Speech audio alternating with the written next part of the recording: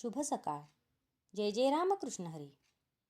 365 दिवसांच्या प्रवचन मालिकेतील आजचा दिवस 112.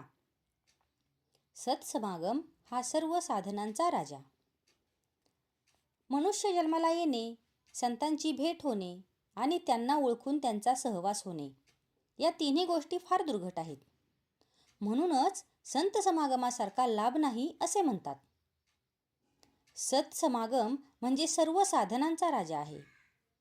काही मागण्याची इच्छा संत नष्ट करतात, मग मिळवायचे कुठे राहते? संत बनणे व्यावहारिकदृष्ट्या काही सुखाचे नसते. एखाद्या स्नानसंध्याशील आणि सदाचरणी माणसाच्या अंगावर तेज दिसते, कारण देहाला धरून झालेल्या कर्माचे ते तेज असते. पण एखाद्या सत्पुरुषाच्या देहावर बाहेर तसे तेज दिसणारच नाही. आत वावरणाऱ्या भगवंताच्या ज्ञानाला योग्य असा सत्पुरुषाचा देह असतो. देहाच्या आधाराने भोगण्याची या जगामधली जी सुखे आहेत, त्यांचे मार्ग सत्पुरुषांपेक्षा आपण प्रापंचिक लोक जास्त जाणतो. परंतु देहाच्या पलीकडे असणारे आणि कायमचे टिकणारे आणि देहाला विसरून आणि देवाला स्मरून जे मिळवायचे, असे भगवंताचे सुख आहे.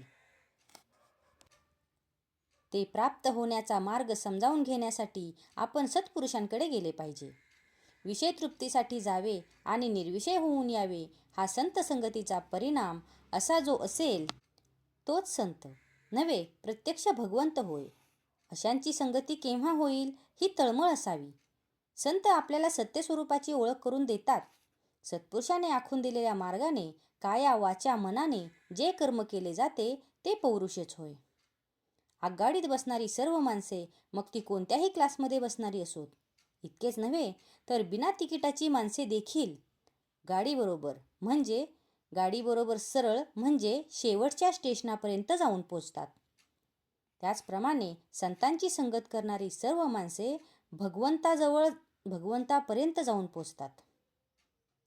त्यांच्यामधली बिना तिकिटाची म्हणजे दुष्ट, पापी, दुराचारी, त्याज्य आणि अयोग्य अशी माणसे सुद्धा तरून जातात.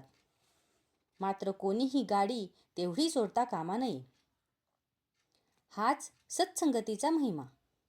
परमार्थ साधण्यासाठी सत्संगती फार उपयोगी पडते. ही संगती 3 प्रकारची असते. 1. संतांचा प्रत्यक्ष देहामध्ये सहवास. 2. संतांनी सांगितलेल्या मंत्रांचा सहवास. आणि 3. संतांच्या विचारांची संगत. संगतीचा परिणाम नकळत होतो, म्हणून सत्संगती धरावी. आपण ज्याकरता जन्माला आलो ते कारण फक्त संतच उमगले म्हणून त्यांना शरण जावे. संत स्वतः समाधान मिळवून ते दुसऱ्याला देतात. त्यांचे हे केवढे उपकार आहेत आपल्यावर. संतांजवळ जे साधन असते ते आपल्याला लाभले म्हणजे संतांची प्रचिती आली असे समजावे.